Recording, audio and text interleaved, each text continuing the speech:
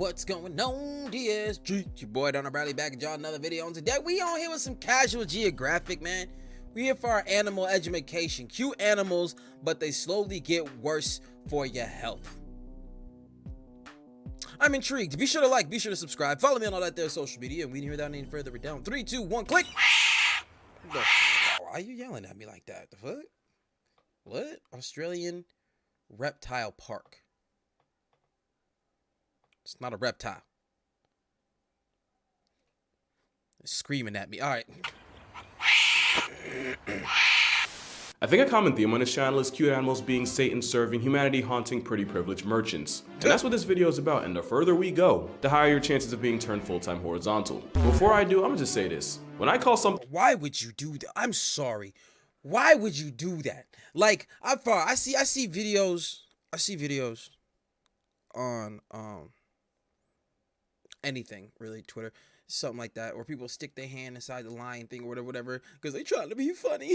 And then you're gonna put your finger near the whatever the thing's face is. Like, what are you trying to find out? If it's gonna bite your finger, like, is that what it is? Like, why are you trying to find out like that? In other words, and then the other side is when you're playing, like, you know it'll bite your shit, but I'm fast enough until it grab your ass. What in the stupid? All right, we move. Something a homicidal menace, that's just me using hyperbole to season a sentence. I'm not actually trying to get y'all to go out and drop kick an otter or something. Homie is freaking dizzy. Sorry, I didn't even hear what mans was saying. That made me dizzy. Your chances of being turned full-time horizontal.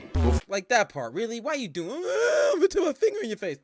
Before I do, I'm just like, there's a fair number of people who will bite you. You do that shit. Say this. When I call something a homicidal menace, that's just me using hyperbole to season a sentence. I'm not actually trying to get y'all to go out and drop kick an otter or something. Ultimately, these animals are just trying to survive and are doing what comes naturally, so you can't really judge them by human moral standards, even though that's literally what I'm about to do. And starting off, I remember that one, the racist turtle. By human moral standards, even though that's literally what I'm about to do. And starting off, this is not your average mouse. First, make sure my resolution is right.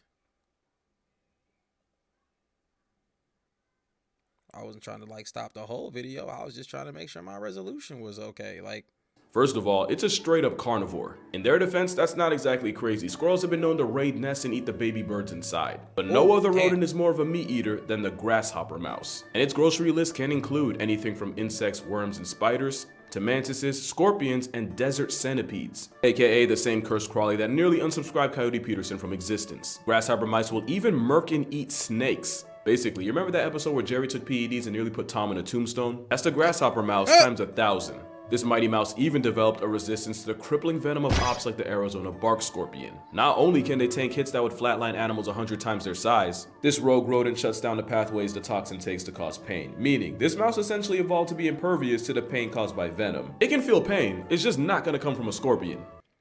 That boy said, I am equipped. Mouse came out there and said, I am equipped. I mean, like, it's got all other kinds of natural predators, you know what I'm saying? And I guess I was like, you know what? Like, God. All right, look. You're going to be eaten by a lot. So, your food, I'm going to take away its unfair advantage with the poison against you, because that's pretty much all you got. You know what I'm saying? So, we just going to do you this solid, because we know you're fucked, period. That's not even the only thing about them. These mice stalk and hunt their prey exactly like cats. This homicidal hamster will even howl after catching a body to mark their territory. Take a listen. I have the power! So imagine being a scorpion, right? Millions of years of evolution. Your ancestors were apex predators and you have biological warfare. Wait, scorpion, right? Millions of years of evolution. Your ancestors were apex.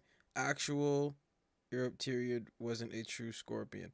Actually, okay, all right, okay. I was like, what the fuck is this? Like, I don't know what this animal is. Obviously, it's probably something that's extinct or not, but look crazy. Predators, and you have biological warfare on your side. All that for a pint-sized weremouse to be your downfall. Not even other mice are safe. Grasshopper mice regularly eat other rodents, and cannibalism is not off the table. In fact, there was a story of a scientist keeping a grasshopper mouse and making the mistake of leaving it alone with a lab rat 5 times its size. In the few minutes he walked away and returned, there was one less mouse and the #1 suspect feeding on the carcass. Proof that even the most innocent-looking platter can serve death. Especially since the predator with the highest body count is not what you'd expect. No other mammal catches more bodies than the Etruscan shrew. They're one of the smallest mammals alive and they weigh less than 2 Skittles. kills. The shrew is so small that the only way they can survive is by killing more prey than any other animal. Basically, if this candy-sized carnivore doesn't eat twice its weight in food every day to fuel its metabolism, they'll essentially freeze to a flat line. So the Etruscan shrew has to end a life every 2 hours or so, and they hunt by biting their prey through their head to disable it and then tearing it apart before another starving shrew can get to it.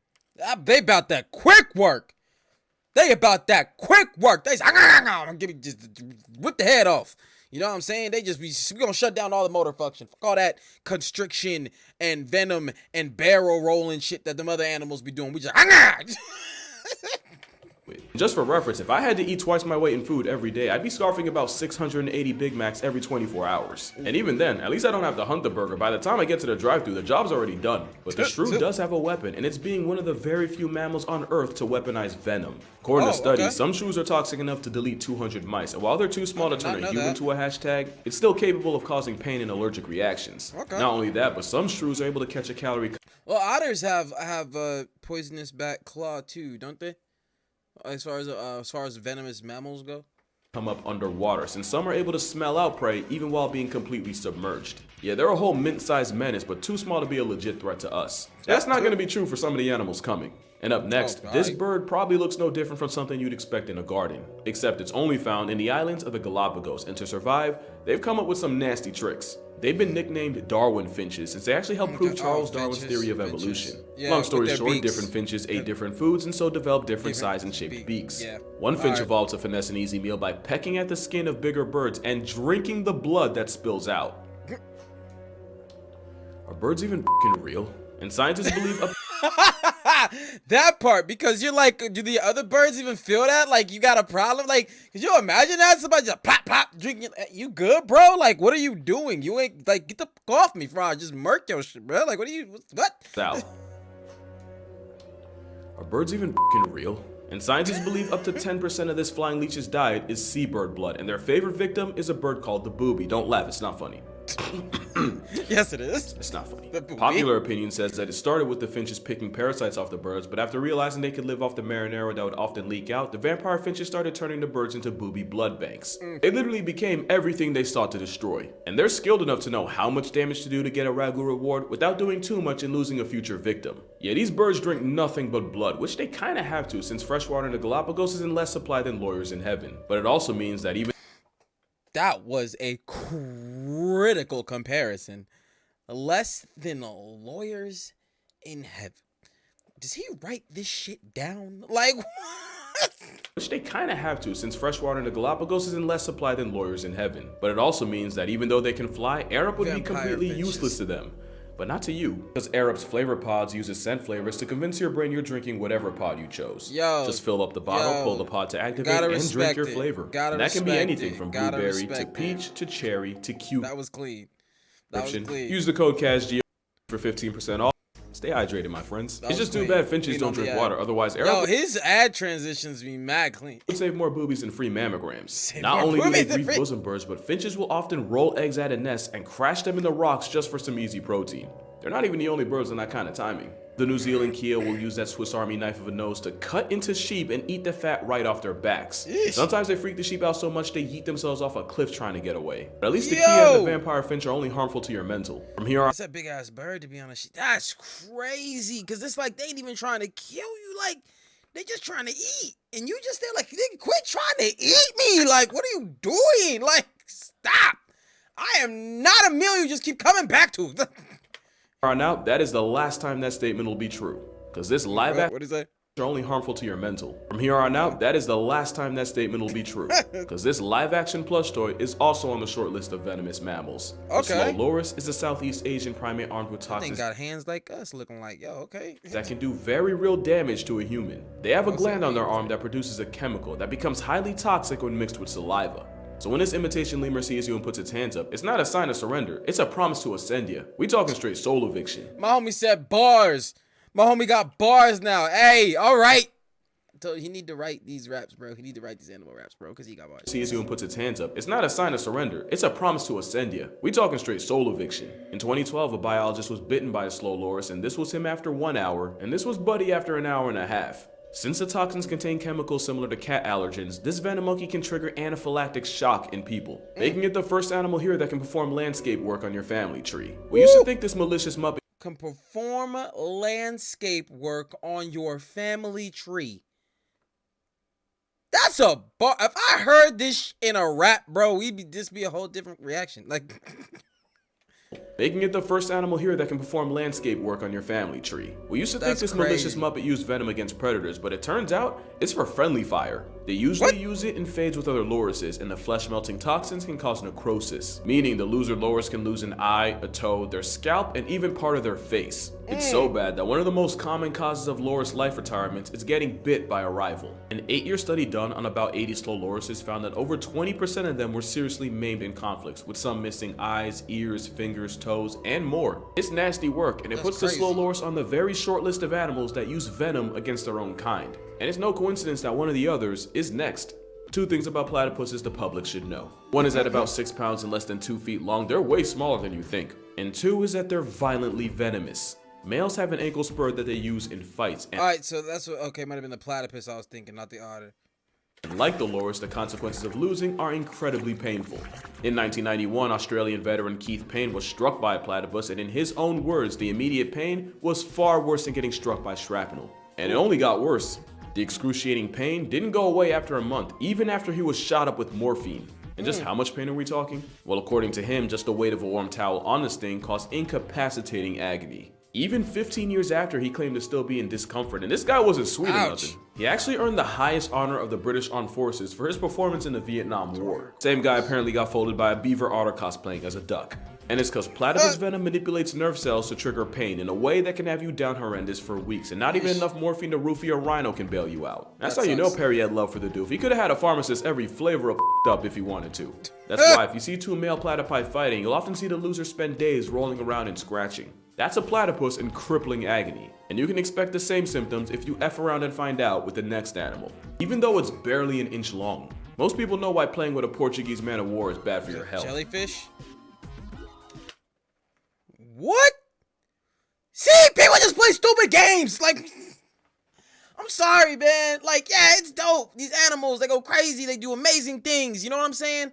But I don't need to see that shit in person. I don't need to touch shit, bro. I swear to God. When I see shit like this or videos where somebody doing something stupid and they get got, I'm like, bro, see, it's because you out there doing it. Like, what the, you know what I'm saying? Rest in peace, Steve Irwin, man. He was out there. He was doing what he had to do. But sometimes you just get motherfuckers just out there for don't belong out there. Don't belong nowhere near none of these animals. You know what I'm saying? And they just doing this shit.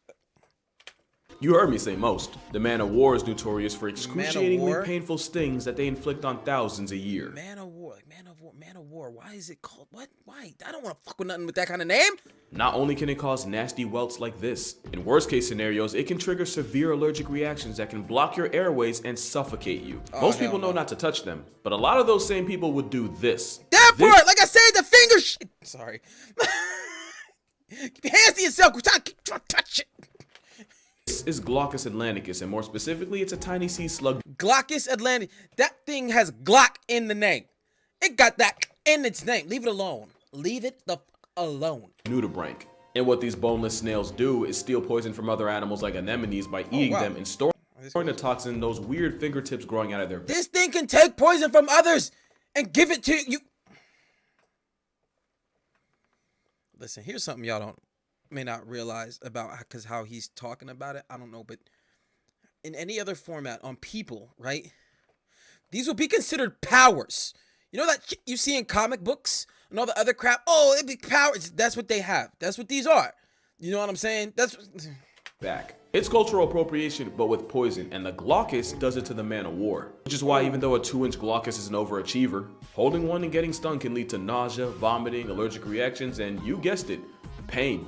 In fact, many think because the poison they steal is so concentrated, their sting is actually more powerful than the jellyfish understudy they take it from. Moral of the story, this is what it looks like to put a dent in your family's bloodline. Pro tip, if an animal's that small and goes out of its way to be seen, touching it's a great way to see your ancestors. I couldn't find a case of someone being seriously hurt by this tiny assault slug, so it's another example of an animal being too small to truly punish ignorance as often as they could. Completely different from the animal up next, because real talk, if you haven't seen them in person, you would not believe how big they actually get. We all know Steve Irwin, may God rest his soul, and his son and shadow clone, Robert Irwin. Just like his father, Robert got the same animal lover's gene, but there is one animal he's terrified of, and you... Yeah, man, dude, he's just like his damn daddy, bro. That is crazy. Boy, look just like his daddy. That is, whoo. Probably never guess it. According to him, the animal that scares him the most and has the most smoke for him... It's crazy, right? That's a wombat, and yeah, they really do get that big. And in the words of the spawn of khaki animal Jesus, crocodiles are apparently easier to work with than wombats, since wombats are bloodthirsty psychopaths. And while he probably was exaggerating a little, wombats still ain't the ones to play with. At 25 miles per hour, wombats are fast enough to catch a ticket in a school zone and more than fast enough to catch you off guard. They have a tough, cartilage-reinforced butt that they use to crush the skulls of their enemies against their burrows. They booty bump their enemies to death? They booty bumping ops? Yo, alright. Yo, however you get it done, bro. Tough, cartilage-reinforced butt that they use to crush the skulls of their enemies against their burrows. Yeah, getting your life subscription terminated through twerking is a possibility if you're an op to a wombat. But more importantly, they have jaws more than capable of tearing chunks out of your ankles and calves, which is what these furry bowling balls usually go for. Victim Carrie Evans was hospitalized with over 20 bites and lacerations after she was mauled by the evil bulking twin of the quokka. And in 2020, a family nearly got squad wiped by a wombat after the one they were raising for a TV show turned on them, mauling his owner and handing out... Raised on for TV series. Practice are left with horrific injuries after one of the animals attacked them. Graphic warning: an elderly wombat, rearer, viciously attacked by wild animal. Elderly wombat. Okay, so they had it. The 78-year-old was shocked when a wild woman charged on her property. Okay, wait a minute. The 78-year-old was shocked when a wild woman charged on her property. It gnawed the legs of 3 family members before one killed it with an axe. Miss Ambrose's daughter Kim fell and re-broke her ankle protecting her mother. This might have just been a typo though, because it said the 78-year-old was shocked when a wild woman, I guess it says wombat, charged the property. Okay. Work to any kin that tried stepping in without prejudice. Buddy almost folded 4 generations of people, and it took a whole axe to get him to act right. And that's not even mentioning the damage an angry fur meatball can do to your car. Moral of the story, if anyone in this man's bloodline don't rock with him, neither do I. The problem is, 99% of the population rocks with pandas and forgets it's still a bear that was made after the printer ran out of color. It's still a bear, and you can have a panda bear, a yogi bear, or a nose candy bear. If it ends in a B-E-A-R, you'll be last seen in an ER, if you even get that far. So fun fact, He got bars, man, he be rapping! gorillas have a stronger bite force than grizzly bears and can crack a coconut, and that's because they Peep how the jaw muscle go all the way up to the top of his head. spend so much of their time crushing vegetation. As bamboo merchants that commit 16 hours a day to binging it, giant pandas might have the most underrated bite in the entire animal kingdom. A study was done comparing the bite force of carnivores relative to their body size using a value known as the bite force quotient. African lions were given a bite force quotient of 124. The jaguar, believed to be pound for pound the strongest cat, earned a 137. And while being smaller than both, African painted dogs flexed a bone-crushing 142. And where did giant pandas fall? With a BFQ of 151, giant pandas scored a bronze medal on the bite force scale, only behind the least weasel and an assault and battery happy Looney Tune. That's strong enough to rip flesh, tear tendons, and shatter bone. The thing is, pandas have all the tools of a predator, but with gerbil software. But even though this giant cow rabbit doesn't know how to kill, they can be persuaded into trying, and it's usually in zoos. In 2006, a wasted tourist had a chunk of his calf ripped off by a pissed off panda after he tried to pet it. In 2009, a tourist fell into... Why are you trying to... You see what I mean? Do y'all understand? Look, let me have a heart-to-heart with you real quick. Please understand this. Petting zoos, animals, you just out in the wilderness. Leave them alone, okay? Don't tap on the glass. Okay, don't say, hey, whoo, what's up? Don't none of that. Don't try to touch it with your finger. Just don't do that. It's simple. Just don't do it. I know every fiber of your being is saying, hey, I really want to enter this potentially fatal situation. I don't know why, but it seems like the shit to do. Just don't. Don't do it. Just leave it alone. You know what I'm saying? Look with your eyes. Be amazed. Ooh, that part. Okay. To an enclosure and also paid a calf tax. Later the same year, another tourist managed to fall into an enclosure and the barcode bear nearly turned him into a serial number on a police report, ripping off parts of his foot and elbow. And in 2015, Guan Huanxi sued the government and won for over $80,000. The reason was because officials had chased a giant panda onto his land and a generationally heated bear crushed Guan's leg like a celery stick. And my personal favorite story, a man tried wrestling a biracial black Air Force to impress a woman and appropriately got partially handled. He wasn't hurt, but the bear bodied him and even shredded his pants in the process, which was the closest he'd get to foreplay that entire day. He's shredded his pants. Boy, you lucky. Gonna wrestle a bear, cause all that shit about boxing bears and wrestling and fighting bears, like, boy, leave it alone. You know what I'm saying? Unless you out in the wilderness camping and that shit roll up and you gotta, it's either this or death and you can't run away.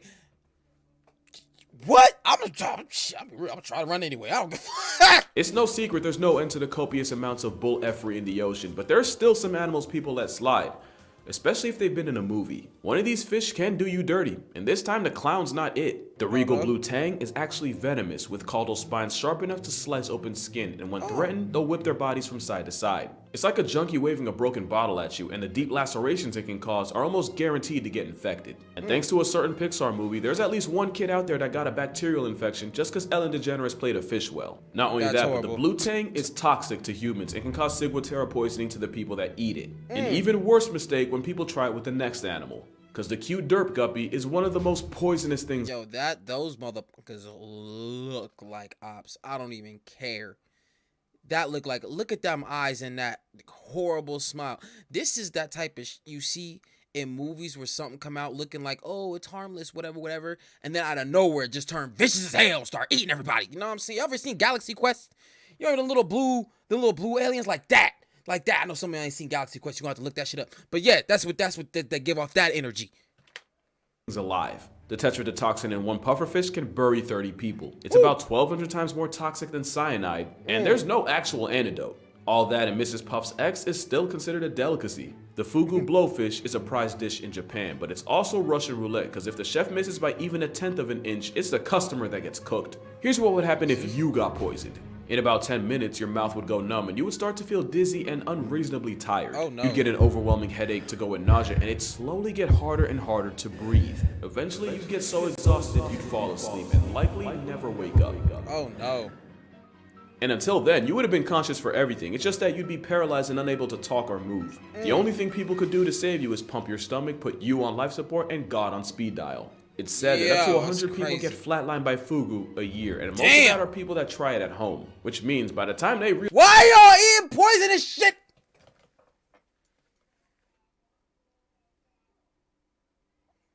Look,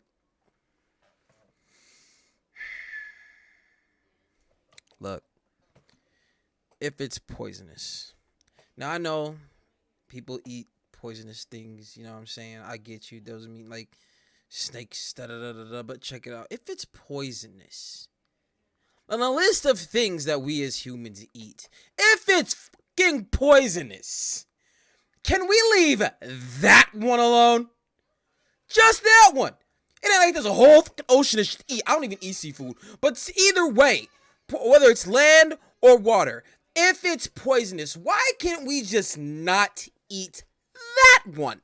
Leave that one alone. That one comes equipped. It has this, like, you know what I'm saying? Let's not eat the one that puffs up and gets a whole bunch of poison prawns all over his body. There's salmon over in the back. Like, what are you doing? All right.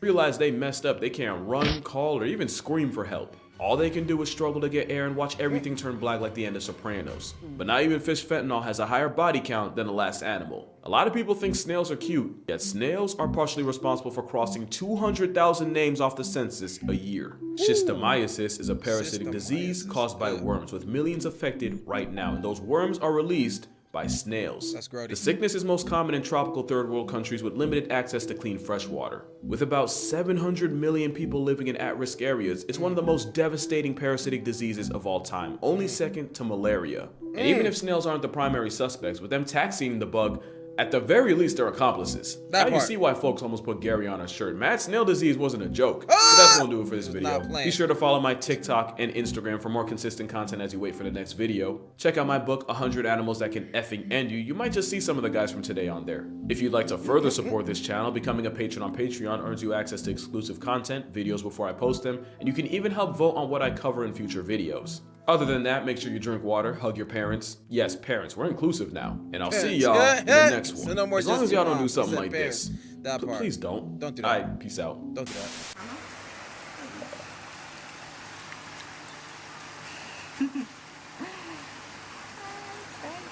And it's just so wholesome too until it fucking gets you, right? Yo, that was educational. I feel educated. I feel like there are those in this video and out there that need to be educated.